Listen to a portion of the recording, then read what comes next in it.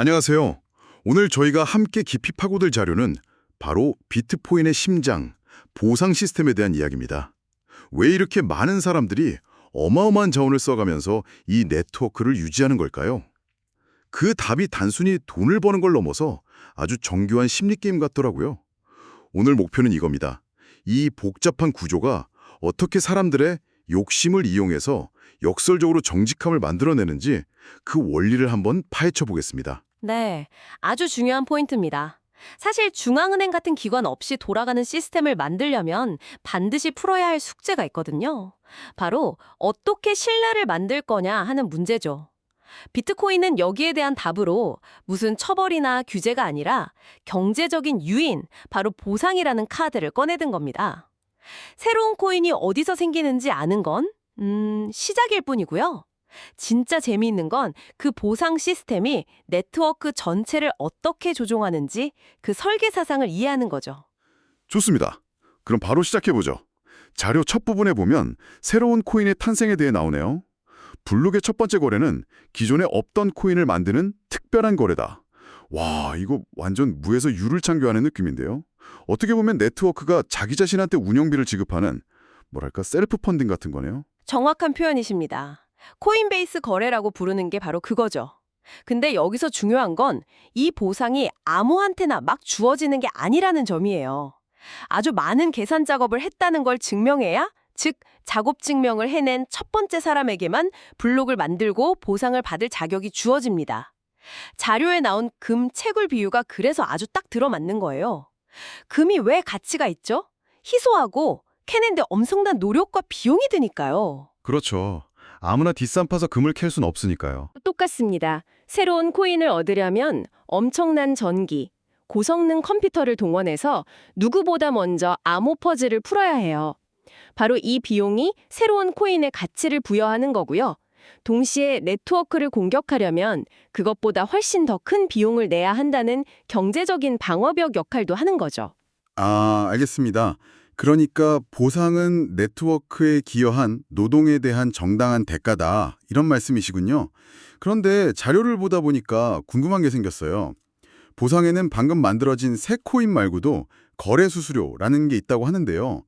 솔직히 블록 생성 보상이 워낙 크니까 이 자잘한 수수료가 과연 의미 있는 동기부여가 될까 싶거든요. 뭐랄까, 로또 당첨된 사람한테 100원짜리 동전 쥐어주는 느낌이랄까요? 그거 아주 예리한 질문입니다. 단기적으로 보면 그 말씀이 맞아요. 지금 당장은 블록 보상의 채굴자 수익의 거의 전부죠. 하지만 이 수수료의 진짜 가치는 현재가 아니라 미래에 있습니다. 이걸 이해하려면 자료에 나오는 거래의 입력과 출력 구조를 좀 봐야 하는데요. 은행 계좌처럼 잔액이 딱 있는 게 아니라 지갑에 10,000원짜리, 5,000원짜리 지폐가 여러 장 들어있다고 한번 상상해 보세요. 제가 7,000원을 보내려고 10,000원짜리 지폐를 썼다면 7,000원은 상대방한테 가고 3,000원은 거스름돈으로 저한테 돌아와야 하잖아요. 당연하죠. 그때 제가 거래를 만들면서 거스름돈을 2,900원만 받겠다 이렇게 설정할 수 있어요. 그럼 100원이 남죠. 주인이 없어진 이 100원이 바로 이 거래를 블록에 포함시켜준 채굴자에게 돌아가는 팁이 되는 겁니다. 아하. 채굴자는 블록에 어떤 거래를 넣을지 고를 수 있는데 당연히 팁을 많이 주는 거래를 먼저 처리해주고 싶겠죠. 아, 그러니까 수수료는 내 거래 좀 빨리 처리해달라고 채굴자에게 보내는 급행료 같은 거군요. 근데 이게 왜 미래에 더 중요해진다는 말씀이세요? 비트코인에는 약 4년마다 블록 보상이 절반으로 뚝 떨어지는 반감기라는 게 설계되어 있거든요. 그래서 언젠가는 새로 나오는 코인의 양이 거의 0에 가까워집니다. 아, 영원히 나오는 게 아니군요. 네, 바로 그 시점이 오면 채굴자들이 네트워크를 유지할 유일한 동기가 바로 이 거래 수수료만 남게 되는 거예요. 지금은 자잘해 보이는 팁이 미래에는 네트워크 전체를 먹여 살리는 핵심 수입원이 되는 거죠. 단기적인 인센티브이자 장기적인 생존 전략인 셈입니다. 그렇군요. 단기적인 보상이랑 장기적인 비전을 한 시스템 안에 다 녹여놨네요. 자, 그럼 이제 이 보상 시스템의 진짜 목적으로 한번 넘어가 보죠. 어떻게 정직함을 유도하는가? 보통 보상이라고 하면 잘한 일에 대한 상인데 이게 어떻게 나쁜 행동을 막는 방패가 될 수 있다는 건지 이게 제일 궁금합니다. 이 부분이 정말 비트코인 설계의 백미라고 할 수 있습니다. 자료에서 제시하는 욕심 많은 공격자 시나리오를 보면 아주 쉬워요. 만약 어떤 한 명이 네트워크의 나머지 모든 사람을 합친 것보다 더 강력한, 그러니까 51%가 넘는 계산 능력을 갖게 됐다고 가정해보죠. 이론적으로 이 사람은 거래 기록을 막 되돌리거나 특정 거래를 없던 걸로 만드는 거의 신적인 힘을 갖게 돼요. 와, 그건 뭐 시스템의 신뢰가 그냥 무너지는 치명적인 상황이네요. 그 정도 힘이면 자기가 냈던 돈을 다시 훔쳐오는 이중지불 공격 같은 것도 그냥 할 수 있겠는데요. 맞습니다. 이제 이 막강한 힘을 가진 공격자는 선택의 기로에 놓이는 거예요. 자료에 따르면 선택지는 두 가지입니다. 첫 번째는 방금 말씀하신 것처럼 그 힘으로 사기를 쳐서 단기적인 이익을 챙기는 겁니다. 하지만 이 행동에는 아주 치명적인 리스크가 따라와요. 어떤 리스크죠? 비트코인 네트워크가 조작될 수 있다는 사실이 알려지는 순간 시스템에 대한 믿음이 어떻게 될까요? 바닥으로 떨어지겠죠. 그렇죠. 아무도 비트코인을 안 쓰려고 할 겁니다. 그럼 비트코인 가치는 폭락할 거고 공격자가 훔친 코인마저 휴지 조각이 될 수 있는 거죠.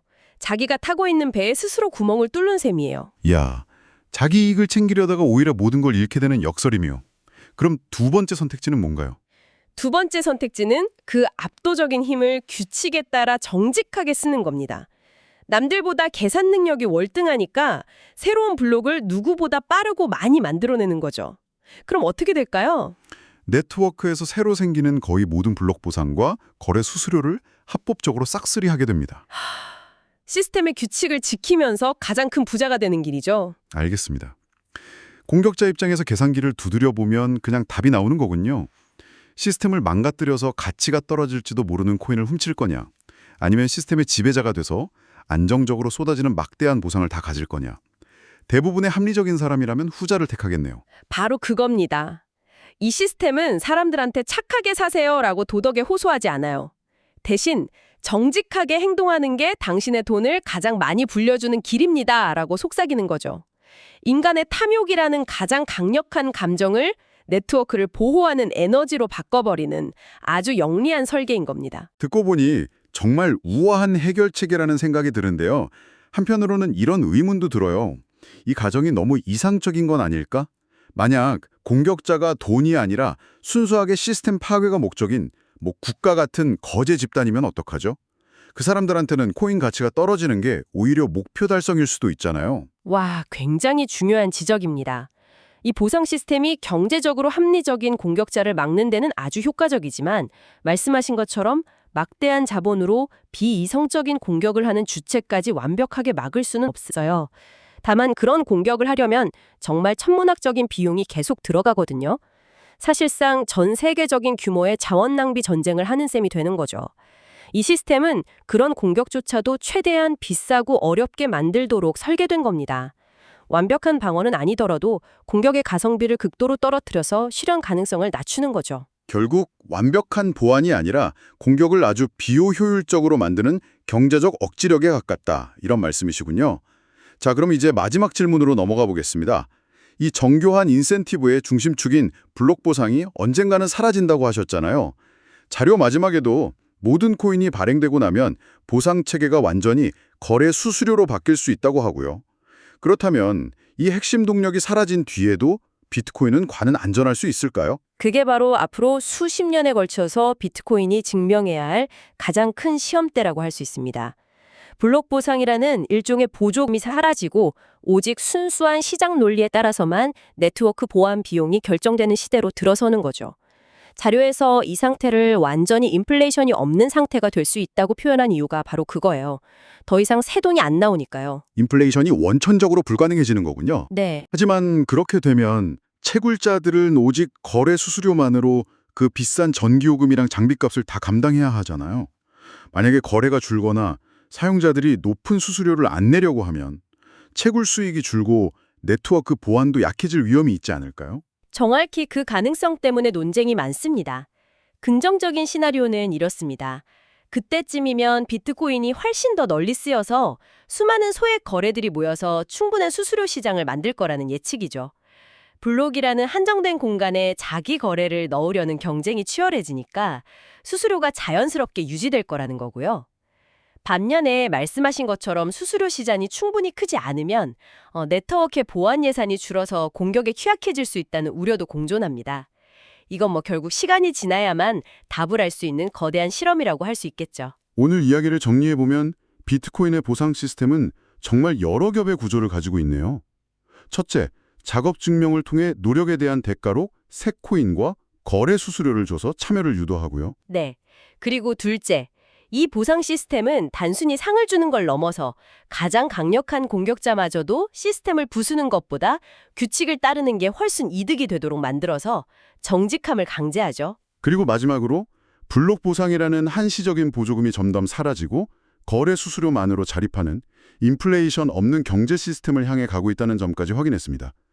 듣고 보니 이 모든 게 무슨 중앙관리자 없이 스스로 질서를 만들고 살아남는 하나의 유기체처럼 느껴지네요. 맞습니다.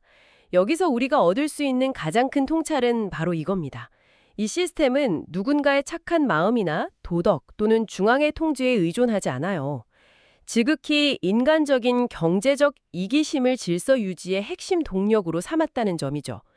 규칙을 지키는 게 가장 돈이 되는 길이라는 걸 명확히 보여주니까 수많은 익명의 참여자들이 자발적으로 네트워크 안정에 기여하게 되는 겁니다.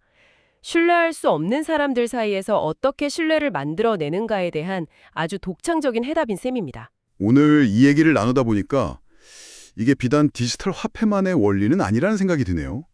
우리가 속한 조직이나 커뮤니티에서 어떤 규칙을 만들 때 보통 하지 마세요랑 어기면 벌 받습니다에 집중하곤 하잖아요. 하지만 오늘 살펴본 것처럼 어쩌면 더 효과적인 방법은 규칙을 지키고 협력하는 게 각자에게 가장 큰 이익이 되도록 시스템의 판 자체를 새로 짜는 것일지도 모르겠습니다.